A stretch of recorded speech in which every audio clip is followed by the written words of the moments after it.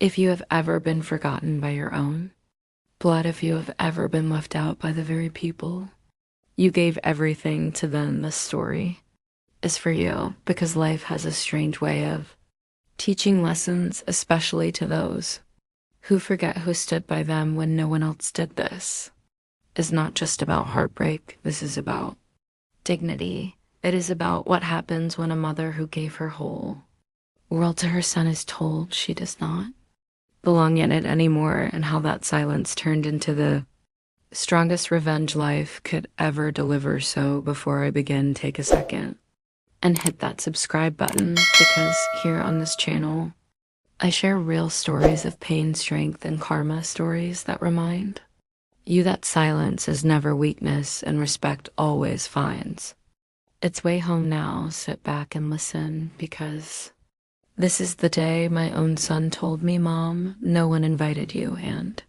how life made him regret every word he said.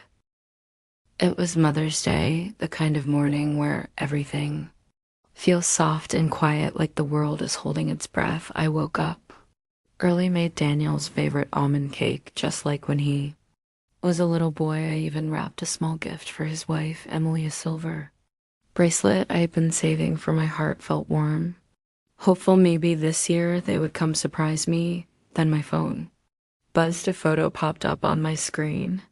Daniel smiling with Emily and her family standing on a mountain resort. The caption said, "Mother's Day getaway with family." My hands went cold. Family except May called him, and with the calmest voice I have ever heard, he said, "Mom, no one invited you." This was her family's plan. That sentence hit harder than any slap, and in that one moment I realized I was no longer his home. I was just a memory he had outgrown.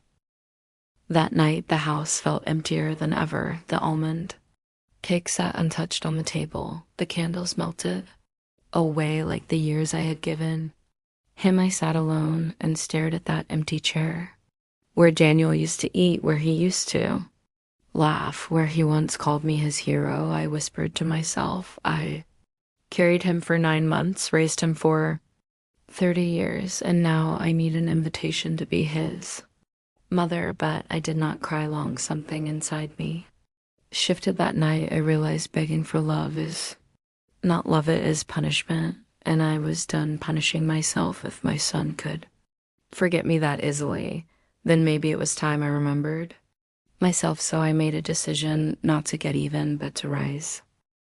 The next morning I took off my gold bangles, the ones Daniel had gifted me when he got his first salary. I sold them, and I started something small, a catering business from my own kitchen. I named it Home Bite because every bite carried a piece of home, even if mine had gone quiet at first. It was just neighbors, then schools, then offices.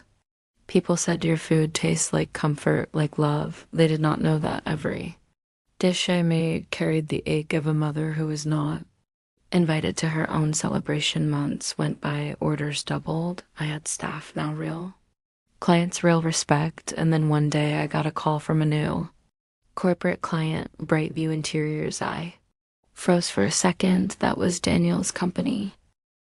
I did not say anything. I took the order, cooked every dish with care, and on the event day, I arrived early wearing my catering apron. When Daniel walked in and saw me, his face went pale.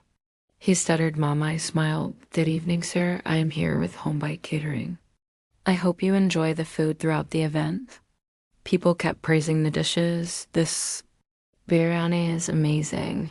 The dessert tastes heavenly." Everyone kept asking who made it, and Daniel just sat there silent. The very food that brought him praise was made by the mother he left behind. When it ended, Emily came to me, her pride gone, her voice shaking. "Mrs. Can, we made a mistake." I looked at her and said quietly, "No, dear, you made a choice. Life simply gave you the result."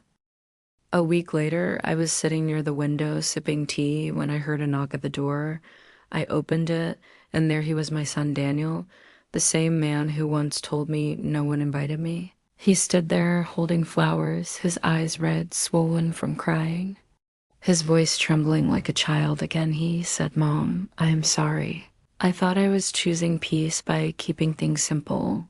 I thought I was doing what was right for my marriage, but I lost my own peace instead. He looked tired, older, weaker, like the weight of guilt had aged him years and days. I watched him struggle to find words, and all those memories came rushing back. The birthdays, the laughter, the late night talks when he used to say, "Mom, you're my world." And now he stood there, unable to even look me straight in the eyes. He said, "I saw the people clapping for you at the event. Mom, they said your food has heart, your story has soul." And I realized something: you were never the problem. I was too proud, too blind to see what you gave me was priceless. I looked at him, quietly letting every word sink in. Then I said, "Daniel, you never had to invite me to love you. I never needed an invitation to be your mother, but you did have to respect me to keep me in your world." He broke down completely. Right there on the doorstep, he cried like the little boy he once was, saying, "Mom, please forgive me. I don't deserve you." I placed my hand on his head and said softly, "You are forgiven not because you asked for it, but because I refused to carry pain." Anymore, but deep inside, I knew something. Forgiveness did not mean everything would go back to how it was. Because once a heart learns to live without someone, it never begs for their presence again. That day I closed the door, not in anger, but in peace. Because for the first time, I understood that I no longer needed to be his whole world. I had already built mine. They did not invite me to their Mother's Day trip, but life sent them an invitation to witness the strength of the woman they once ignored. And that was the sweetest revenge of all. You know, I learned something powerful through all of this. Revenge is not always loud. It does not always need words or anger or shouting. Sometimes revenge is silent. It comes wrapped in peace, success, and dignity. When people disrespect you, do not lower yourself trying to make them understand your worth. Build your own world. And one day, life will force them to see I'd stopped waiting for Daniel to remember me. Instead, I became the kind of woman no one could forget. The same people who once thought I was old, lonely, and useless now came to me for advice, for food, for wisdom. And every time I smiled, I silently thanked the pain that made me who I am, because that pain taught me how to stand tall.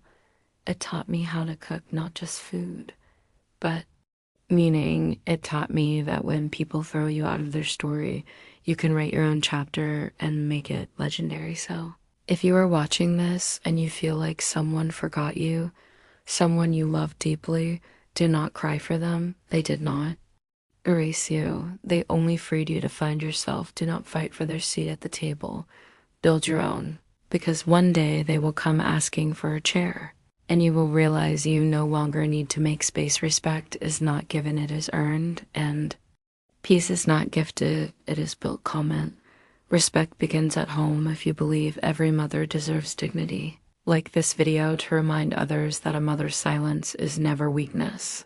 And subscribe, because next time I will tell you how forgiveness became my power and how letting go became my final victory.